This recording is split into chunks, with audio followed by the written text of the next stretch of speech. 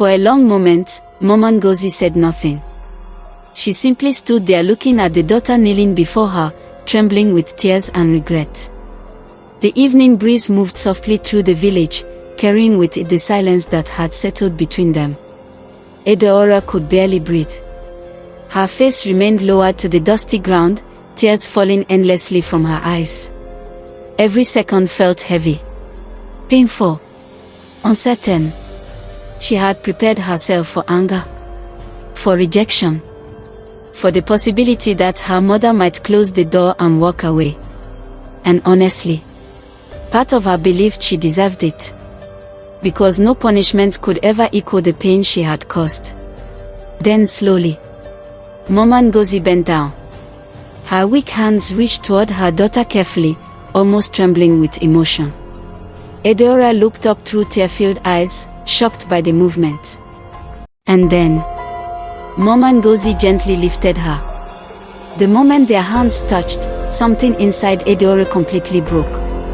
Not from humiliation this time. Not from loss. But from love she knew she did not deserve. Tears rolled down Mama Ngozi's wrinkled cheeks as she looked at her daughter's face closely. So much pain. So much suffering. So much regret. Yet beneath it all, she still saw her child. Her voice came out soft and emotional. A mother does not forget her child. Those words shattered the last piece of pride left inside Adaora. She cried harder than ever before. Not like the powerful businesswoman she once was. Not like someone trying to protect an image. But like a little girl who had finally found her way home after being lost for too long. She threw her arms around her mother tightly, sobbing against her shoulder. "Mama, I'm sorry," she cried repeatedly. "I'm so sorry." Mama Ngozi held her quietly. And for the first time in many years, Adaora felt peace. Around them, the villagers stood silently watching. No one mocked her now. No one whispered.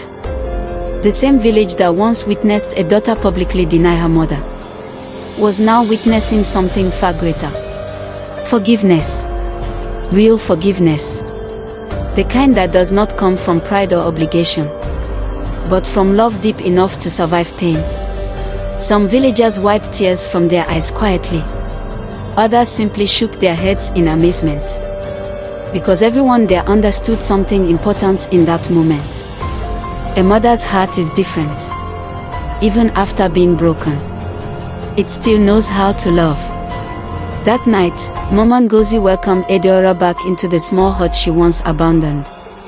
The house was simple. Old clay walls. A wooden table. A small lantern glowing softly in the corner. Nothing like the luxury Adaora used to live in.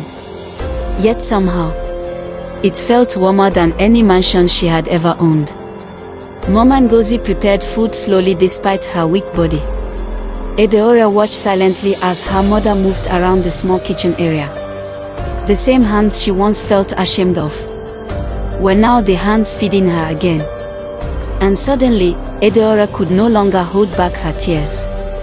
Not because of suffering, but because she finally understood sacrifice. Every meal, every prayer, every sleepless night, every struggle her mother endured for her. She had spent years chasing status while ignoring the person who loved her the most.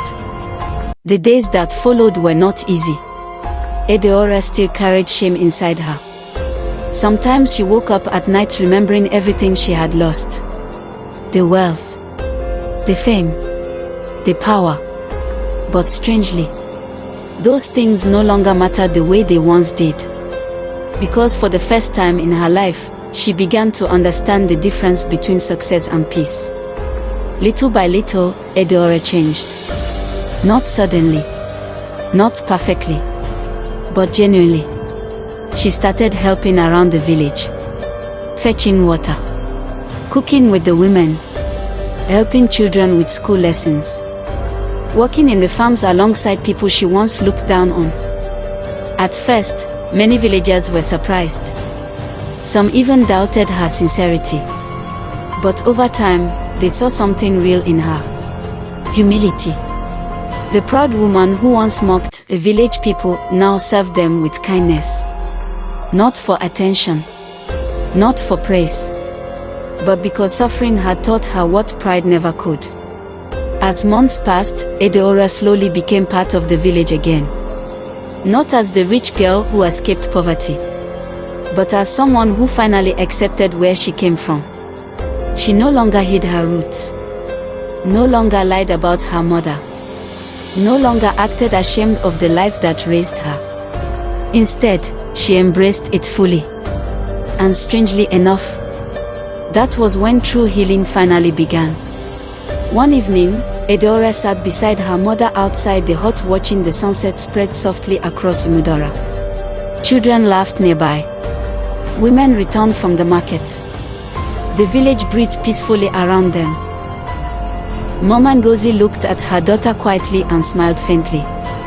Not the smile of someone who had forgotten the pain, but the smile of someone whose love survived it. Adaora rested her head gently on her mother's shoulder.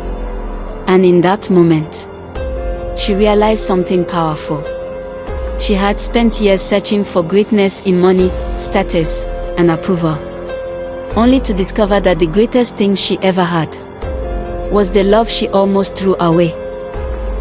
Pride may lift you for a moment, but only love can carry you for a lifetime. And as the sun disappeared behind the village hills, mother and daughter sat together in peace.